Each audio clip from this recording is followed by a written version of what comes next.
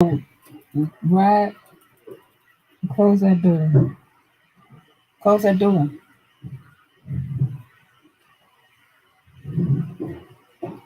Being a mom does not stop. Hey, you guys, Coach Hadassah here, metaphysician, personal development coach, wellness entrepreneur, and founding member of Extreme FX Global Academy, where Bitcoin and Forex collide. And look, before we get into our Wealth Wednesday topic, I want to tell you all about some exciting things that are happening that's going down. So, let me see. Where's my notes? Right. I have to have notes. Where's my note? Oh, here they are. Listen. So this weekend, we will be Extreme FX will be in Houston. Okay. We'll be in Houston. We're so excited. Many of us are leaving tomorrow. Well, I'm not leaving tomorrow. I'll be there Friday. But we're getting ready. We're heading out. So again, I invite you, if you are in the Houston area and you can get out, look, I'm about to find the address. First of all, inbox me. Better yet, email me. Okay? Email me, because sometimes folks' messages get lost in the sauce. And then it's like months later, I'm like, oh, I didn't know that this was a folder here or there or whatever. And, and then you could have been there. So email me at coachhadassah@gmail.com. Again, that is coachhadassah@gmail.com. Just put in the subject Houston, exclamation point. Okay. Again, Houston, exclamation point in the subject, and I'll reach back out. I'll respond and give you the information, because as a guest, if you're my guest, you're free. Okay. You don't have to pay anything, right? Just bring yourselves. Matter of fact, lunch on me, I think. What time we going to lunch? Yeah. But anyway, uh, let me pull up really quick. So again, that's Friday. It'll be Friday evening. Doors open at 6 o'clock. Hey Tay, how are you? So doors open at 6 o'clock. And Tay, if you're in Houston, if you'll be in Houston, in that area, we'll be there Friday and Saturday. Be my guest. That's only if you're in Houston, though. So Friday doors open at 6 o'clock. I think it's 6 o'clock, 6:30. Saturday we're there. It's pretty much all day, but of course, the part that's for guests want to come out. So get in touch with me. So I'll let you know what time. I want to make sure that you get in. Let them know that you're my guest. I want to meet you out at the event host desk, and I might be out there at the event host desk. Okay, because I might be helping out and stuff. I gotta figure out what I'm doing. Um, but I'm about to grab the address really quick. Where's my ticket? Where do I go for my tickets? I put my tickets in my Apple thingy. Um, Look, now I'm sounding like here it is. Here it is. Here it is. I'm like, I put my tickets in my Apple thingy. like the older people. Is this it? Yep, this is it. Okay. We're at the Hyatt Regency, Houston, 425 North Sam, Houston. Okay. Hyatt Regency, Houston, 425 North Sam Houston Parkway. All right. And that is Saturday. That's Saturday. So come on, be my guest. Oh yeah, see, we were there last time in November. And it was awesome. It was awesome. Okay. So want you to be my guest. Again, Coach Hadassah at gmail.com. Put in the subject matter Houston, and I respond, give you the information. And so, woo, yes, we're about to get into this. Um, all right, all right, all right, all right, all right, all right. So listen, I'm gonna highlight that real quick because this is what we're about to get into. And it goes with our topic, Wealth Wednesday, because we're going to be talking about the millionaire women next door, right? This is with this lighting, you probably can't see. Millionaire Women Next Door. Women, you need to get this book. Everybody, especially all entrepreneurs, that's one of the reads. The Millionaire Next Door. Well, the story of the woman millionaire is different from the story of the man millionaire, because usually men have the support of their spouses, right? Of their wives, or just women in general. Okay. And a lot of times the woman's journey is much different. And it's like we know that, but this book was definitely confirmation for me. It's like, oh, so I'm not crazy. Okay. Right? Also, I'm not crazy. All right. I'm like, I was wondering because reading this other book, but it's really from a man wrote it, right? So it was from a male perspective, and he interviewed males. Okay. But then when he interviewed the women, he even said, oh, this is a different journey. It's like, yeah, right. So we're gonna get into this in a minute. Another thing that I want to share, just off top, while we're like 5-7 minutes in before people start, going, because folks' attention spans maybe 15 minutes tops, is is coming aboard with our trading team. All right. Again, we're Extreme FX Global Academy, where Bitcoin and Forex collides. And I always say the money resides where Bitcoin and Forex collides. That is over here with us. So if you want to be a part of my trading team, this is what you want to hop on board now. This is the perfect timing and the perfect opportunity for you to do so.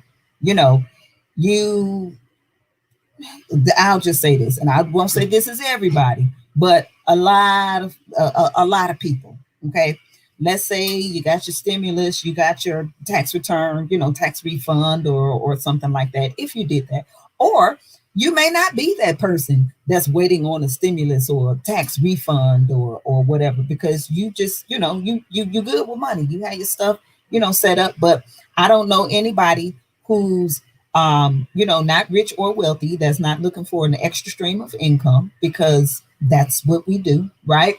And then those who want to change their financial trajectory, and you're getting to that point where it's like, look, I need my money to be long, right? I need my money to be long from now on. This is a skill set that you want to learn, okay? I'm telling you, it's a skill set that you want to learn. You want your children to learn it. All right. I have my sons, at least, was it three of them? Three of them. They are learning this skill set. I have them in this program, and watch when they start, when their accounts start building up, watch that other one. But it's okay. I mean, right. But here's the thing.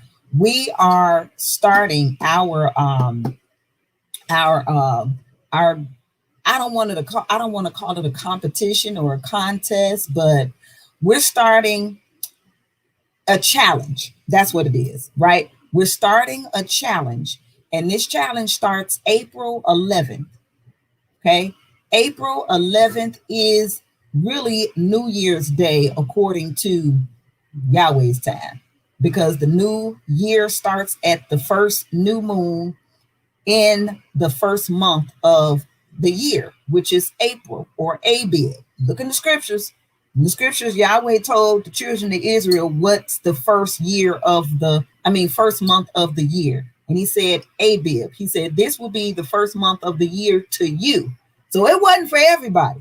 He said, to you, right? He was talking to a specific group of people, And he said, this is the first of the year to you. This first month, Abib. Abib correlates to the month of April. Well, the new moon starts that month off. So that's April 11th. It's a Sunday. It's usually when the markets open anyway. So it might be kind of Sunday, but officially Monday for sure, right? We're starting with $100 in our trading account, and we're going to compound it over 12 weeks. So in learning the skill set and compounding $100 over a 12-week period, following the plan to a T, that's going to be anywhere from $20,000 to $60,000 in 12 weeks. Now, at the end of that 12 weeks, you know what it'll be? What day it'll be? It'll be July 4th. What's July 4th? Independence Day, right? Independence Day. So if you have your children over here in the program, if you're in the program, what are you going to celebrate? Are you going to celebrate true financial independence, right, for you and your children? Or will it just be another barbecue? And complaining about, ooh, who brought the potato salad? Or, ooh, who brought the potato salad? Right? Like, do we want to stay on this same cycle, or do we want to get on a new one? So if you want to be a part of our trading team, reach out to me. We want to go ahead and get you started, get you registered, because April 11th, we're hitting it. All right. We are hitting it. And here's the why'd you say that part? Exactly. What in the oh, that's my cat. I'm sitting up here like, what in the world? Every time that's just what she do. When I'm right here sitting in this chair in my thing, she get up under the desk and she's right there. That's what happens. So those are the first two major announcements. One, Houston, reach out to me if you want to be my guest. Two, come aboard with my trading team. We're about to get started. You don't want to be left behind or left out. Now, that's not to say that you can't come aboard later on, like you can. You know, I'm always welcoming people to the team, but we want to start at the same time, right? yeah, you already know who brought the potato salad. It's like, my people, come on, right? Okay, so our Wealth Wednesday topic: millionaire women next door, and I'm sorry, Miss Jackson. Can we all, what was that? Can we all just bow our hearts and minds in prayer for my eldest son is funny. Yes, I do.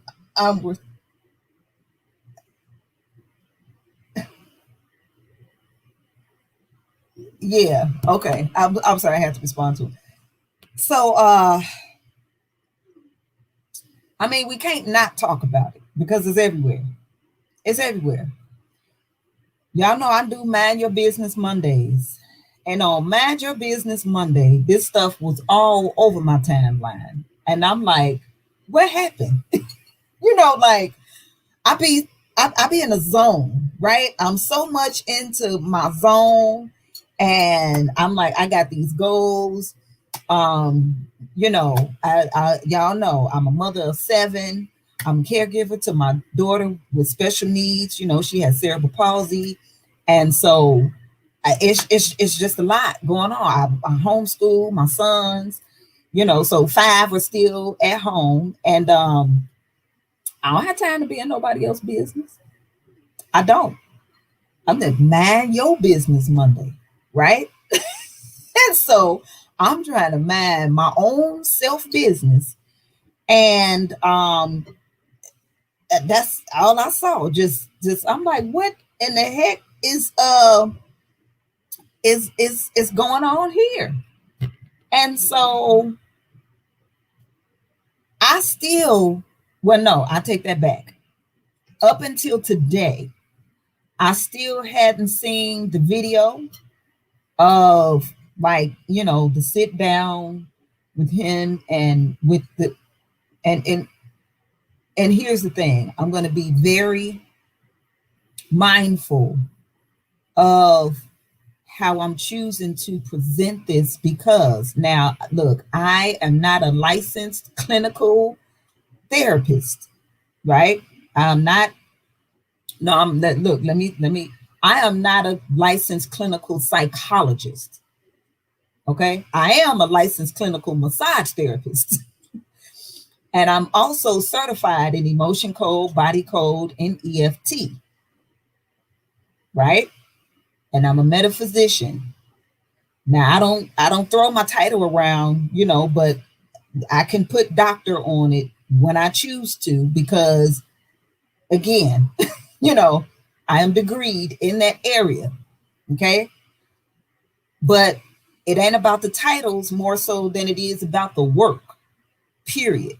That's why I don't even like throwing the titles on there. It don't matter. The titles don't matter when the work is not being done. And of course, we see that because, said person, I'm gonna just say said person, branded themselves as this relationship guru or whatever, and you already see how that is right now, right? And so here's the thing about that though.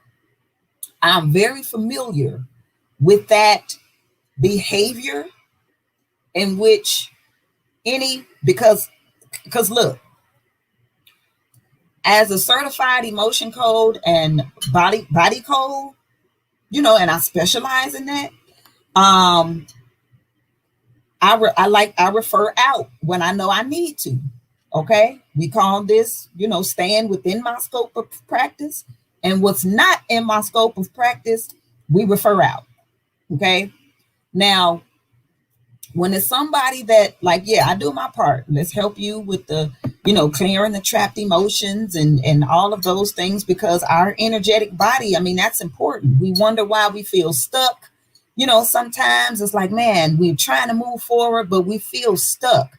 Well, in many cases, it's because of trapped negative emotional energy that's there, just lodged in the body.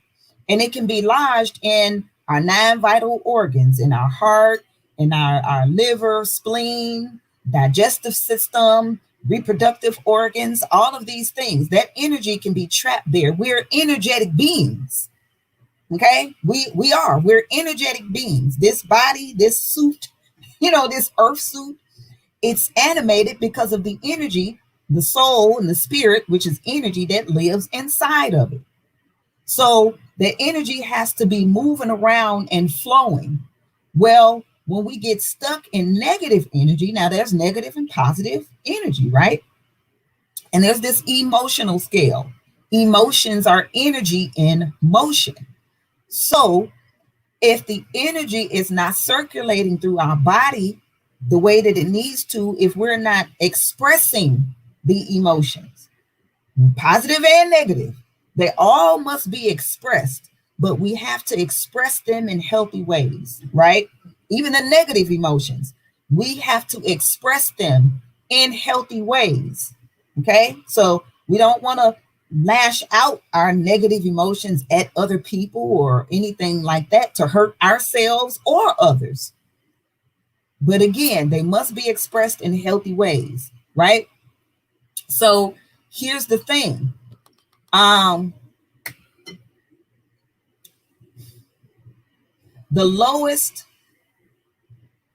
frequency emotion on the emotional scale is shame. That's what Adam and Eve experienced in the garden, right? Shame. So they went from the higher frequency emotion, which is enlightenment. That's where they were, in enlightenment. And they failed. That was the death. They fell from this high frequency state to a low, to all the way down, rock bottom, shame. Because what did they do? They start covering up. They start covering up. And Yahweh told them, wait, What you, where Adam, where y'all at? Oh, we hid. Why you hiding? We hid because we how you was coming. They covering themselves up with fig leaves or whatever. And we was naked at. Wait a minute. Who told you? Who told you that you were naked? Who told? Wait. Did you eat from that tree? You see what I'm saying? Did you like? First of all, let me ask the question. But I already know what happened. Did you disobey what I said, which was don't eat from that tree? I don't want you to know nothing about that. But they fell into shame, right? Right? So look, y'all gonna see me squinting. I don't want my glasses at, but then this light might glare on it anyway. So so yeah, that was the shame. So they fell in their spiritual consciousness and went to that lower carnal mind. Carnal means just physical, the five senses. You see, touch, taste, smell, hear. That's it, right? And then some of us are in tune with our psychic sense, but then even we think that that's a big deal. And it's not. Everybody has psychic sense. That's what lets you know, kind of instinctual, like, wait, something is off. You know what I'm saying? Something is off, or maybe not something is off. Something is really something good is about to happen. That's a psychic sense, But, and that's when they say the number of man is 6, because you got your 5 senses, and that 6th sense is your psychic sense. However, when you reach 7, the number of perfection, 7 is when you've hit the spiritual, where our 6 senses align and becomes bonded in one with the with the spirit.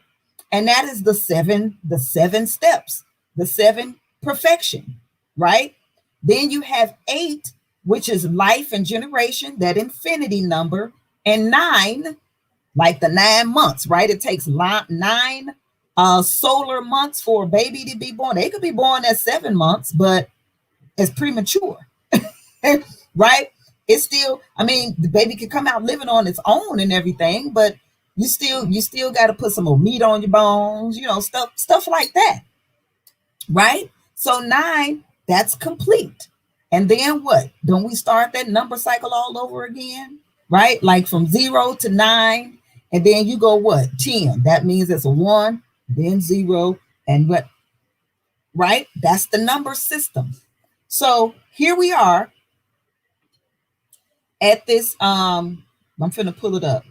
This person, and I'm saying this person because this person has a disorder. And I've had this conversation with my licensed clinical psychologist friends, and those who I refer out to when I see that somebody needs their services. It's like, look, I can help with clearing the emotional body and all of that stuff. And then, referring if they need, they may need some massage therapy, of course, which I can do that. Right. They may need some Reiki, which I can do that. However, I do know a great Reiki therapist that I refer them out to them, right? Again, licensed clinical psychotherapist, go to them. So we have this conversation, and it's like, oh yeah, that is the classic NPD. What is NPD? Narcissistic personality disorder. There's a difference between just narcissism and then narcissistic personality disorder, right? That's just like when people say, I had carpal tunnel, but then being diagnosed with carpal tunnel syndrome, right? Difference. So it's in the diagnosis. So I'm saying that is what licensed clinical psychotherapists have said. That is classic NPD. Well, shoot, they know better than me, right? They're the experts in this. And here's the thing about that behavior. Because now the video that I saw today, I couldn't help it. I mean, I love Kevin on stage. I love him and his wife to pieces. And so, in me watching him, I saw the video and it's like, I was so trying to avoid. I was trying to avoid watching this, but okay, boom. All right. And when what I saw, I still haven't seen the actual video with that person and Mrs. Jackson. Okay. But I saw that person's video of them like looking at their own video and like, I don't know, I mean, what he was doing, but you know, like referring to himself in third person, and I mean, that's like that, they call it like disassociative. Look, it's a lot going on. Therapy is needed, and people could say what they want to. He could say what he wants to. I mean, we moved past it. We healed. We moved on. No. He needs therapy, but he's not going to be whatever until she needs help. She needs therapy. All attention needs to be redirected to her, because with that behavior that he displays and that he has, he just want attention. And it don't matter what, it don't matter what kind of attention, just attention. He feeds off of it. And that is the reason why, for all of the, you know what I'm saying, you got a wife and then you got this one over here and this one over here and this one over here and this one over there. He feeds off of it. It's an entity behind that in there. Now, when you go into the spiritual part of it, but it's like, let's not negate the therapy that's needed. But those kind, they will sit there and lie, bold-faced lie to the therapist. You hear me? They will bold-faced lie to the therapist, okay? I'm telling you, that thing it's deep. And so she needs help. She needs help. I am not one to be telling, people, negative attention still gets fed. Right. It don't matter. It don't, and that's why the follow-up video is like, I'm a do a video and that's it. The only thing. And then even the stuff that he was saying, it was just like, she need help. She needs support like nobody's business. She need a circle around her. She need healing, and it's gonna take a while. It is not 6 months, 9 months. What? No, those are some. See, emotional scars aren't seen. Emotional abuse is real, and I went to her Instagram, and just first of all, the energy that just came from it, just on first glance, I felt a heaviness and a depression that was out of this world. I was like, whoa. And then I read not the whole thing, but it was like two or three, like under a couple of pictures, and it was just this whole. She was really pouring out, and I scanned it.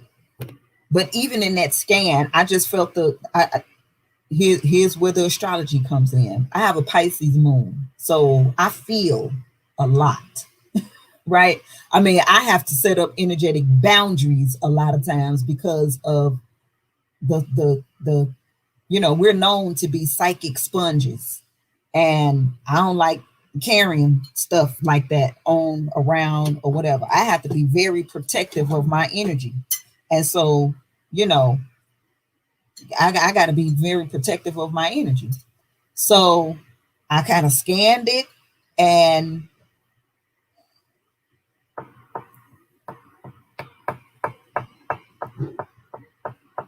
she fighting.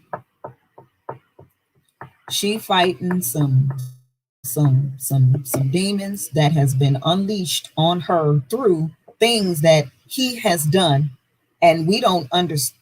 A lot of times we don't understand because we're so caught up in just carnal and not really looking at the spiritual things that happens when we, and especially in that sense, like he's opened himself up to by the things that he's done, certain energies with the various people, right?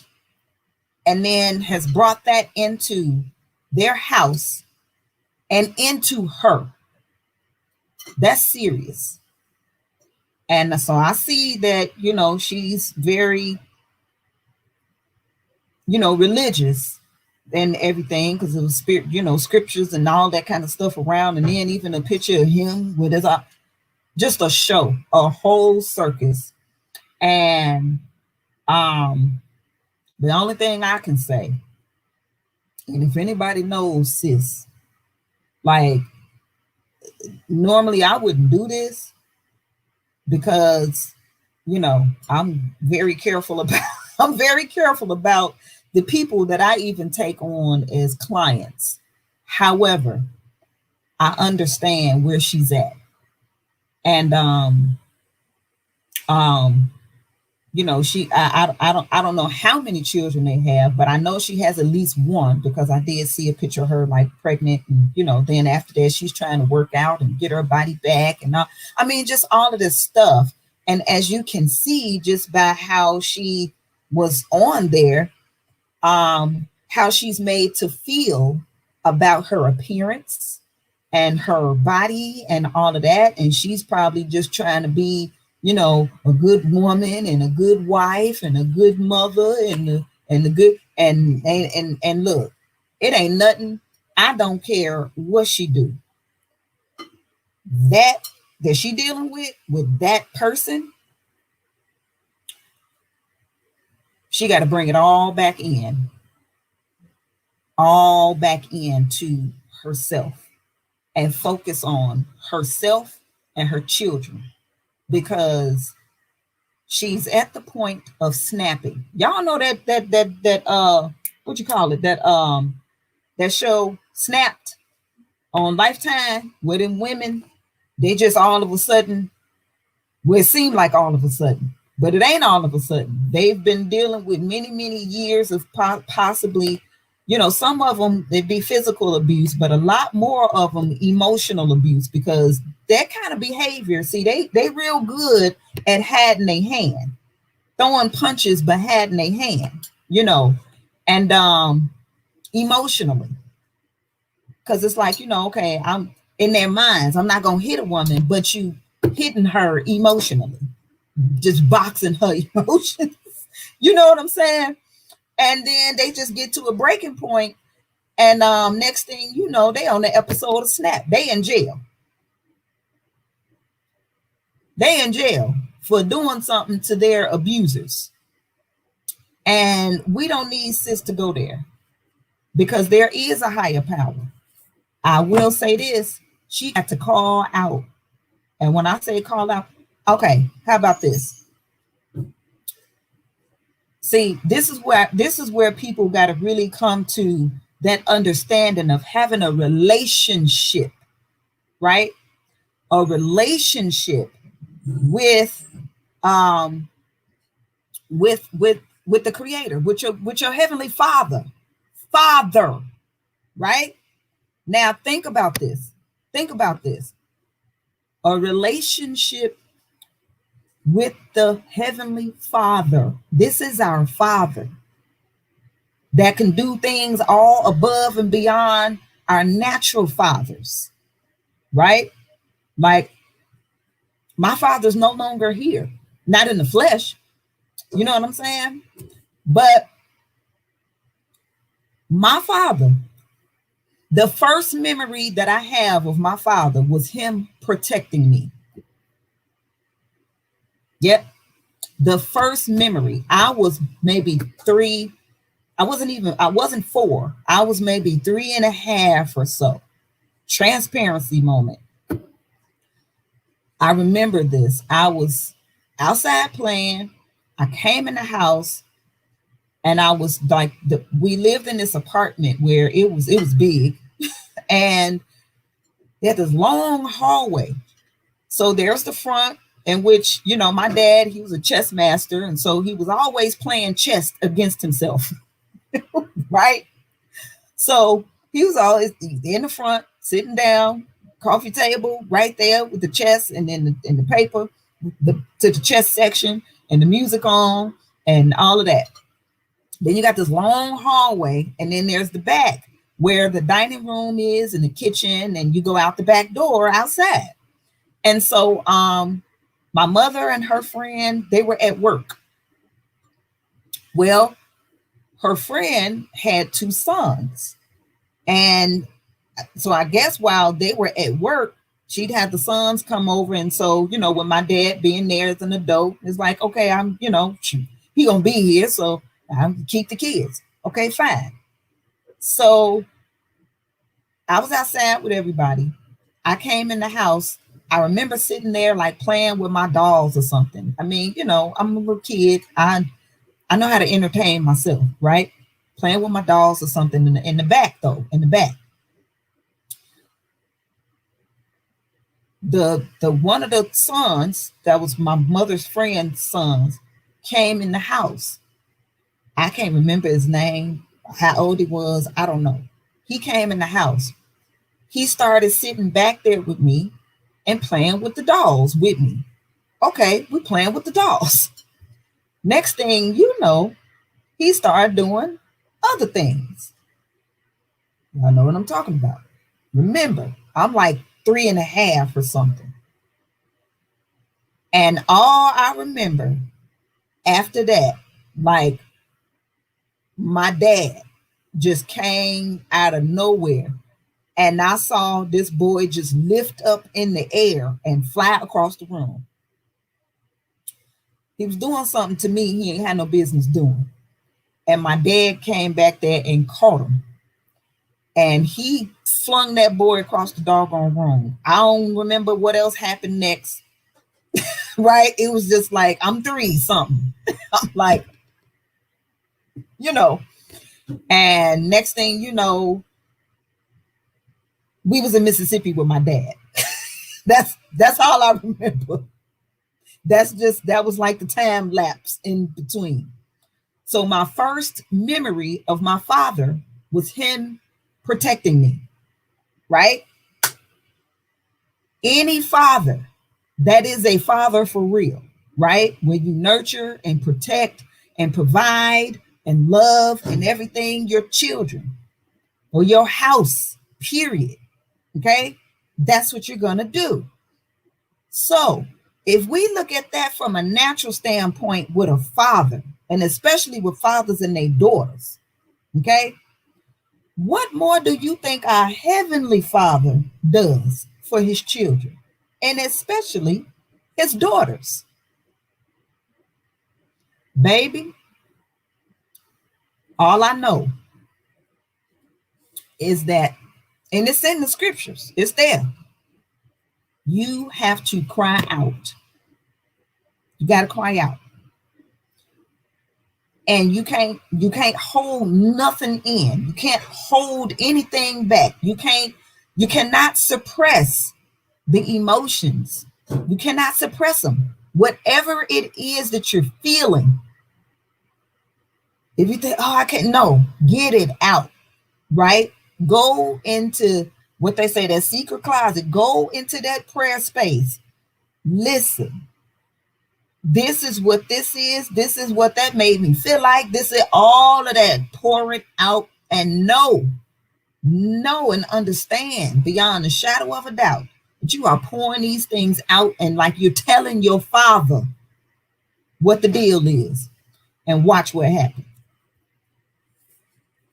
And that's all I got to say about that. Watch what happens. Now, I pray that she get to that point. I pray that she does not allow herself to be emotionally suppressed, because I saw that. Look, body language is everything. I've seen his facial expressions looking at her like, all that.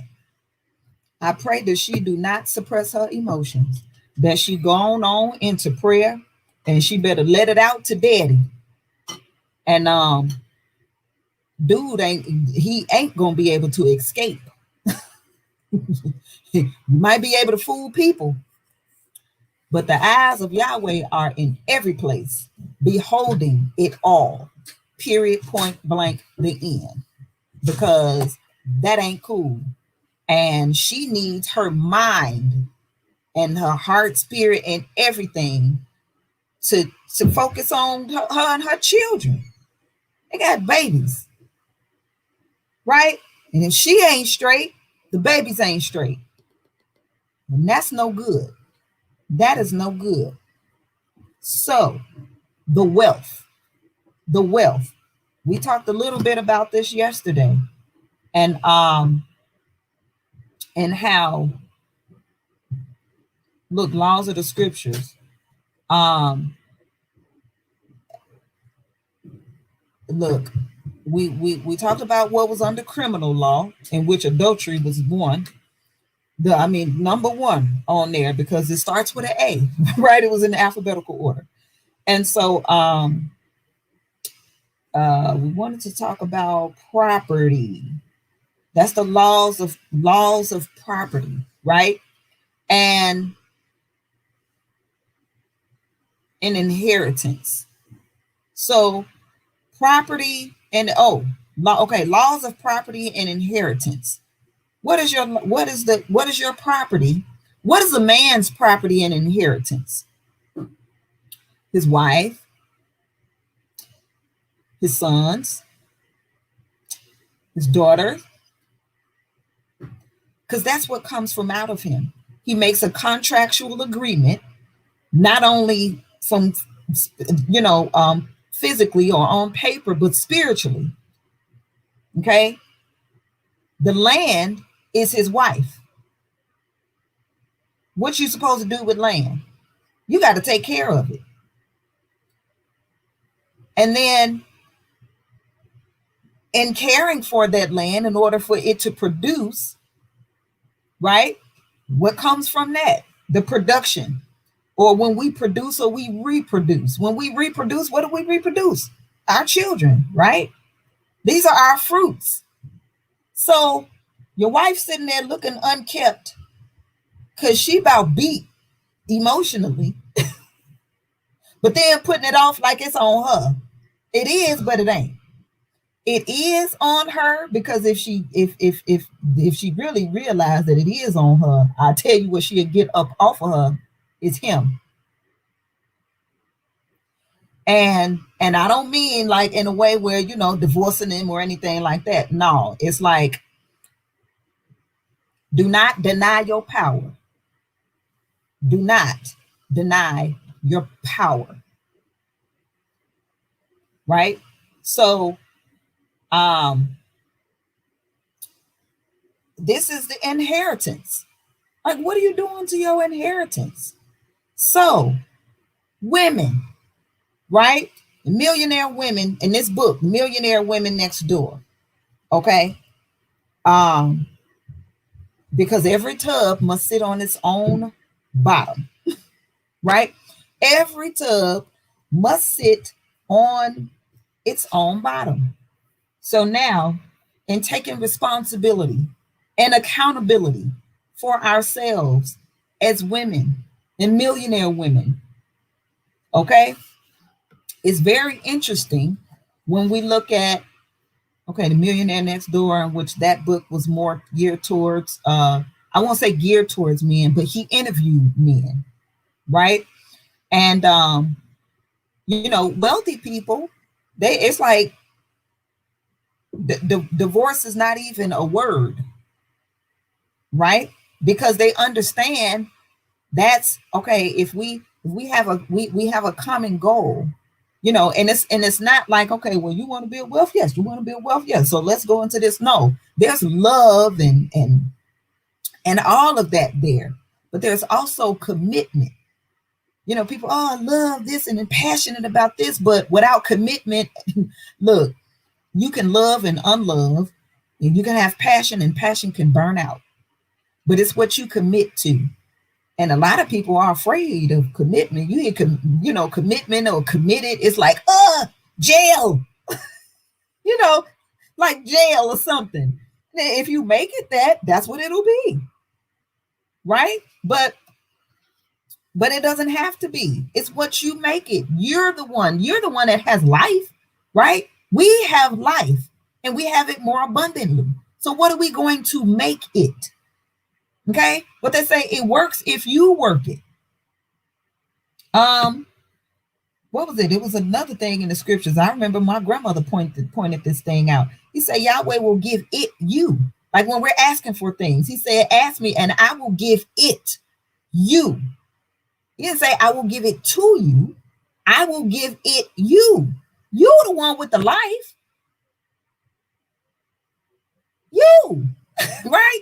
We're the ones with life in us.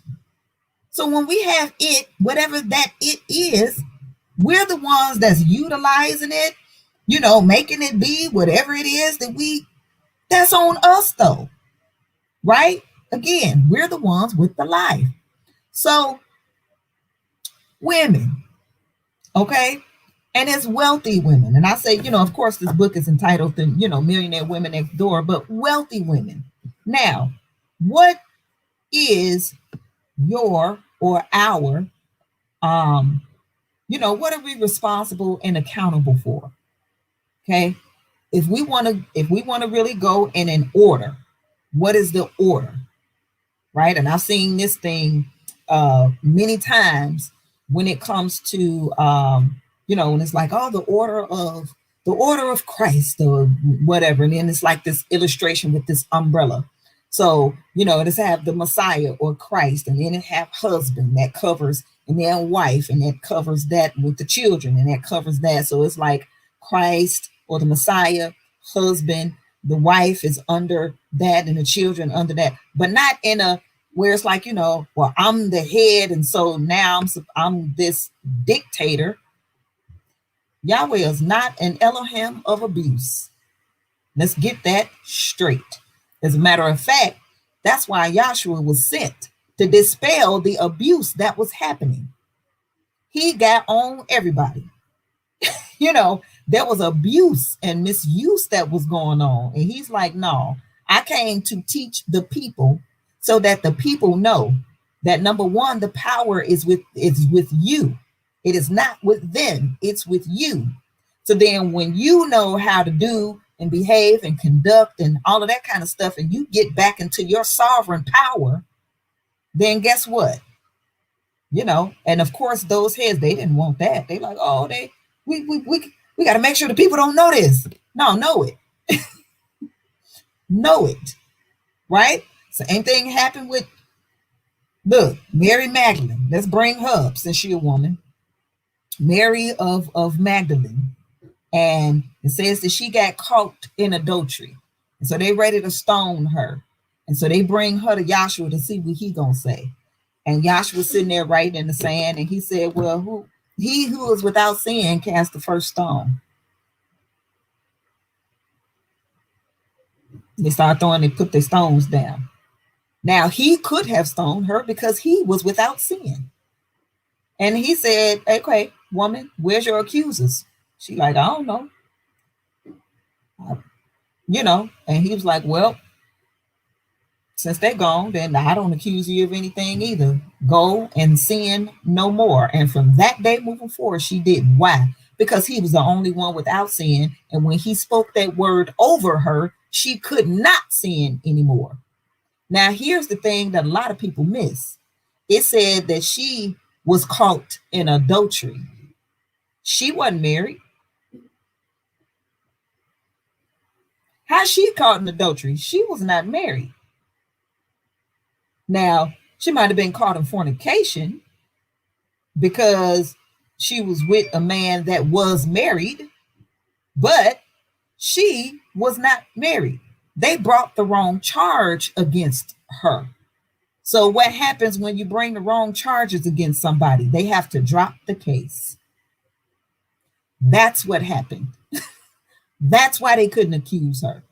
And then how she got caught in adultery. What were you even doing there for you to even see it? That's another question too. Because when people doing what it is that they do, don't they be hadden? They trying to make sure that nobody, and a lot of them they get sloppy, but for the most part, they trying to make sure that they are out the way. Right? They don't want to get caught up. They want to be out the way. So what you doing there? What are you doing there? There's a lot of questions that people don't ask. If she wasn't married, how she caught in adultery? And according to the law, if you go back in the law, if that was the case, both of them had to be there. Both people, not just one. You can't bring her and not him. What happened with Adam and Eve? Everybody got it. Wasn't just Adam that got it. Wasn't just Eve that got it. Wasn't just the serpent that got it. Yahweh dealt with all three of them. Right? Everybody got it. If you're going to judge this thing or something like that, you got to judge it that way. But without righteous judgment, you see what I'm saying? But your mind got to be right in order to even do that. Are we judging this situation? I'm just saying sis needs some help and therapy she needed, and not allowing anybody to condemn her for going to therapy or trying to make her change her mind about it or making her feel some type of way because she getting therapy or anything, but she needs it. I don't know about him. Most people in those cases, like the behavior he got, they don't go. They don't think nothing wrong with him anyway, at all. So leave him alone. But she need to go. She do. She need it. But with the millionaire women, it's interesting that with in this study it was alpha and beta. There's a certain type of man that looks for or seek out millionaire kind of women, even if the women don't even realize that they are millionaire women or, with that wealthy behavior. Because again, I always say this all the time. What is wealth? The root word is well, W-E-A-L. What does it mean? It means well-being. It means welfare, right? So they speak of, in a lot of cases, whereas the millionaire men, most of them are, married and not divorced. But with the millionaire women or these wealthy women, a lot of them have been divorced. Okay. And it's not so much that their wealth came afterwards, after a divorce settlement or something like that. And it's like, oh, well, she came into her money because she got, money from him. No. not, if you read this book, you see that that wasn't it. It was more so after her energy has stopped being sucked dry by that type of person. Now she can bring that energy back into herself and focus on, look, getting herself and her well-being and her financial house and everything back in order. And then she soars. Right? So there's this type, they call him marginal Bob, and he seeks a woman. It said, first of all, they were raised that way. And I always say that narcissists aren't born, they are raised. And there's a certain type of behavior that they have. It says the Bob types, because they call them marginal Bob. So the Bob types are masters at begging for forgiveness, right? Charming and all of that type of stuff. So they're, masters at that. Seek out women who have leadership qualities, right? But the thing is, they underestimate the strength and the resolve of these women because they're so stuck on themselves. They're not even paying attention. It's just they know what to seek out, but they also see these type of millionaire women with that behavior because it's a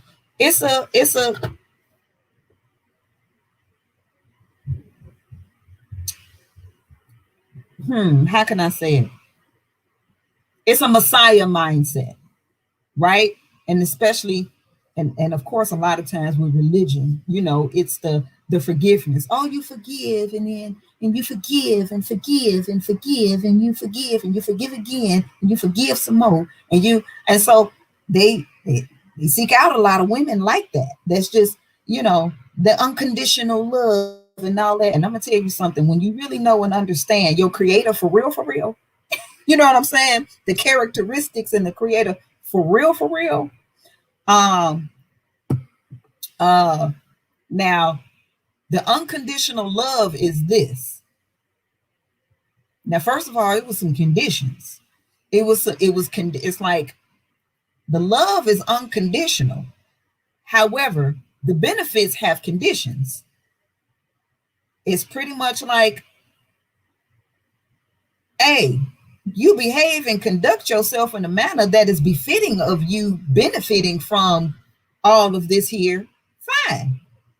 But if you do not, you don't get the blessings. You don't get, and if you do, trust me, it ain't from me.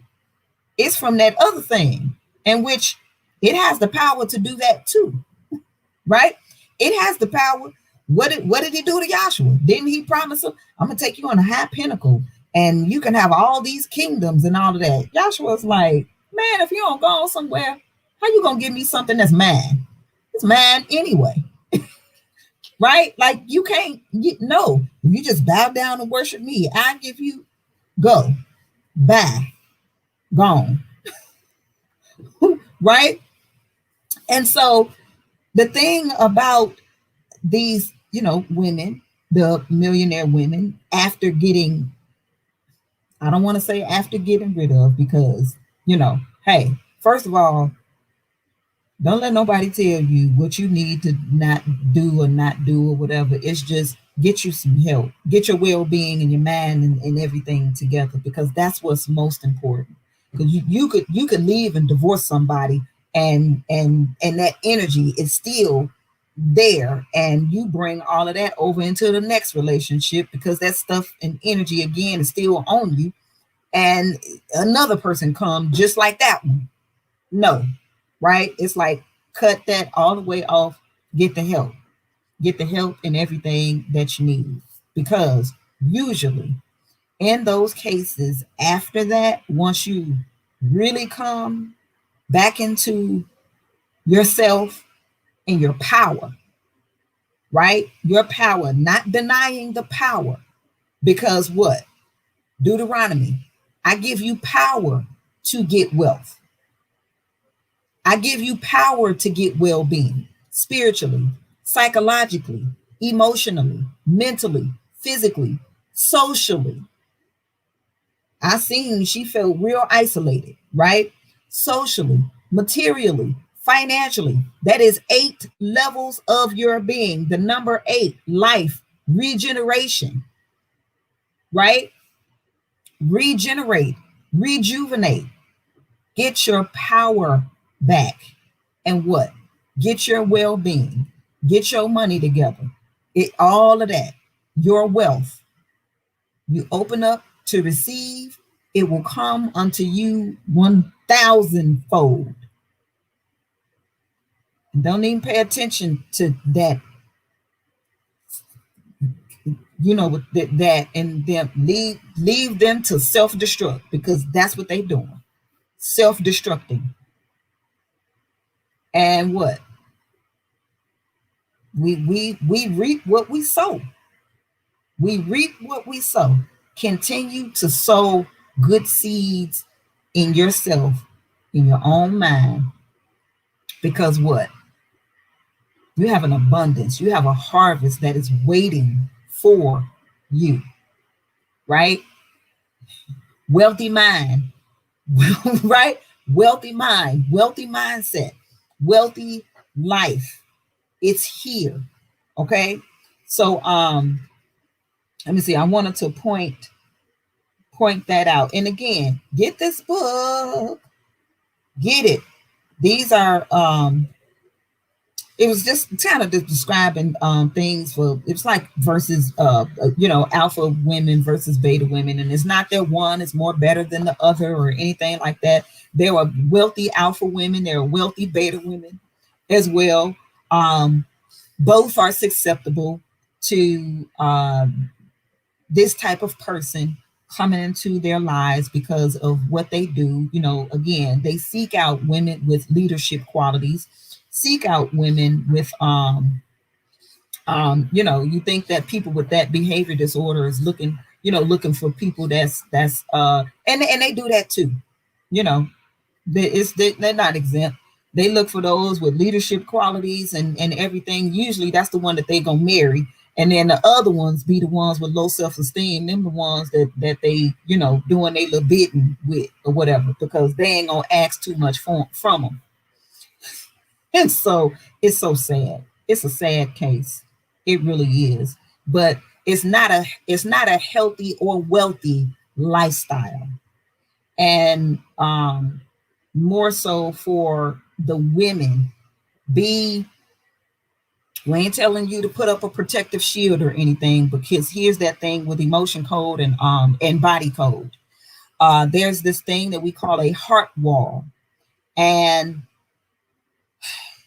it's the wall builds up a shield to protect itself. Our body, everything is intelligent, right? All things that Yahweh made is intelligent. So our heart, in order to protect itself, because people really do die of a broken heart, right? In order to protect itself, it puts up a shield or a wall. And many people kind of say this without really understanding what they're saying. I heard somebody say this to me before, and I'm like, man, if you don't go on somewhere with that little game,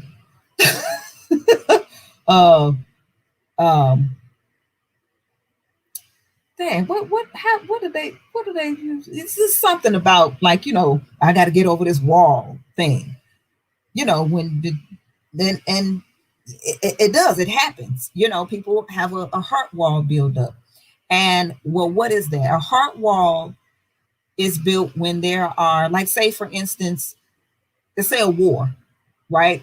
And people run for cover, right? You take, in order to, shots are being fired and they flying and everything, and you hit the deck, you take shelter so that you don't get hit by the bullets, right? And then once all of that ruckus stops, then the coast is clear, you come out. It's like, okay, cool.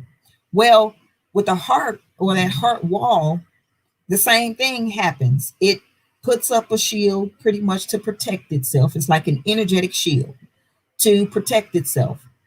and, doing seem like war times, right? It could be within, whatever relationships, whether it's, with family or romantic in a marriage with your children at the job, or, wherever there's just this seem like war, right?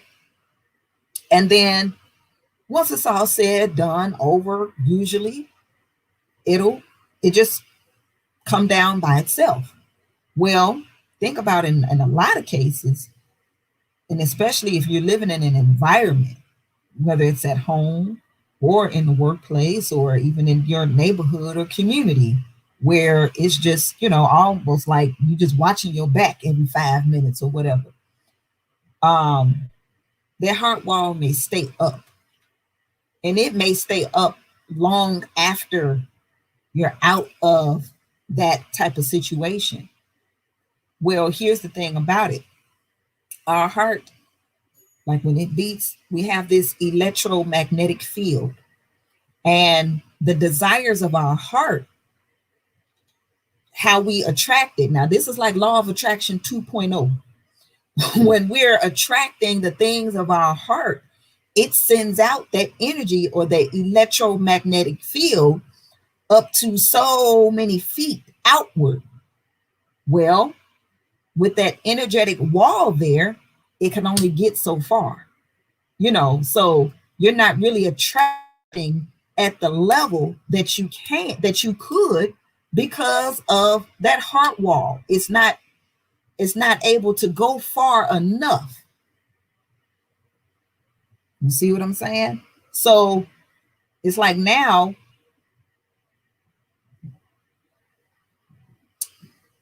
it could be someone or a situation or whatever that comes in that loves you, right? What loves you, want to love you, all of that.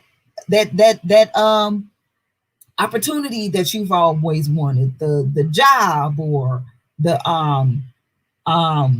whatever, the money, even just anything that you thought that your heart desired. Okay, now it's here.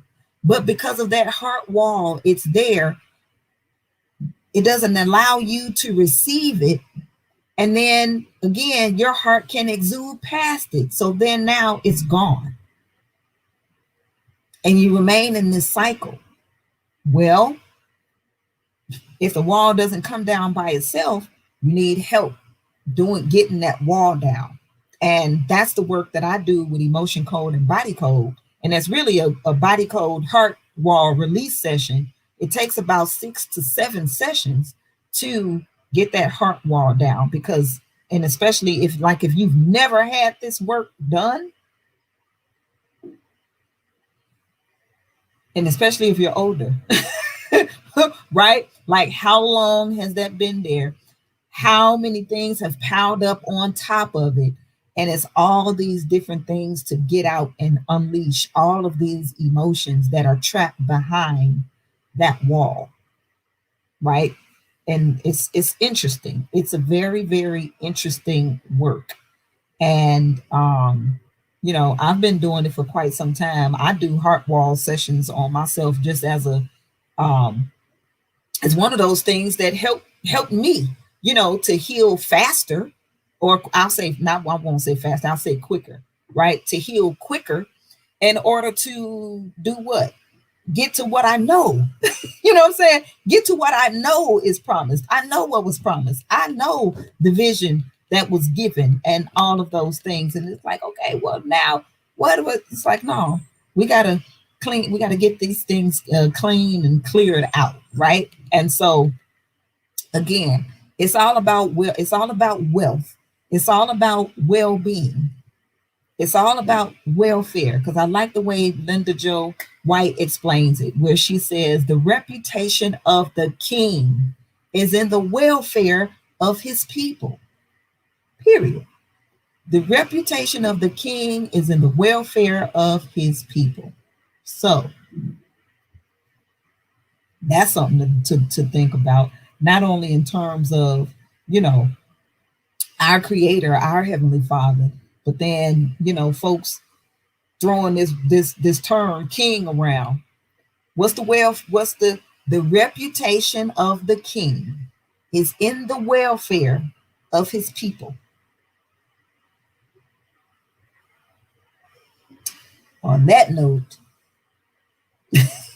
we're gonna be back here at 6 o'clock for our 15-minute mind reset, where we're just recapping this in about 15 minutes, and then also inviting you all to tonight's Extreme FX Young Guns, Young Guns, where they're doing a breakout session. Now, this is for our children, okay, ages 8 to 21. So we're going to take the parents are going to be in one breakout room where, we're letting you know about our program, what we're doing with the kids, for the kids, by the kids, all that great stuff. So women, right? Mothers, even fathers. But since we were talking about women today on Wealth Wednesday, women, mothers, listen, get in here, get your children on. They're going to go into another room, a breakout room where, they're going into everything as far as trading and all that great stuff. They're going to be sharing with them and teaching them. And then with the parents, we're going to be in a breakout room where, knowing what the program is about, how much time and effort needs to be in it, all that good stuff. Okay. Because it's time for wealthy families, period, point blank, the end. And this is a time more so now than ever, right? You want to start this new year off right. Like the elders always tell me, you can't start off wrong and end up right. So you want to start this off right. So I'm going to come back here again at 6 o'clock, 15-minute mind reset, recapping a little bit here, and then going into the Extreme FX Young Guns call at 7 p.m. Central Standard Time, 8 p.m. Eastern. All right. So not doing a hyper launch today because at 7 o'clock, that's what we're doing. That's what we're doing. Okay. So you guys have a wonderful day. Take care. See you all again at 6 o'clock Central Standard Time. Peace.